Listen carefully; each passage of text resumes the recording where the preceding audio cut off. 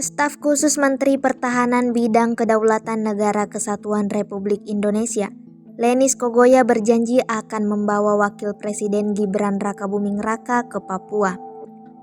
Lenis mengatakan bahwa Gibran harus mencontoh Presiden ke-7 Jokowi, yang sudah sering berkunjung ke Papua saat masih menjabat dulu. Pernyataan Lenis ini setelah media mempertanyakan perlu tidaknya Gibran ke pulau paling timur Indonesia itu, sebagaimana yang dilakukan Maruf Amin sebelumnya ketika menjadi Ketua Satgas Pembangunan di Papua. Ia pun mengaku akan menyampaikan hal itu dalam waktu dekat. Gibran disebut memang belum pernah menginjakan kaki ke Papua sejak dilantik sebagai Wapres. Olehnya, Lenis mengatakan akan mengajak Gibran berkantor di Papua, seperti halnya Wapres sebelumnya. Apalagi dia melihat Gibran yang masih muda dan kuat untuk diajak menyusuri wilayah Papua. Lenis kemudian mengingat bagaimana Jokowi dulu yang turun lapangan, masuk ke rumah warga dan naik gunung.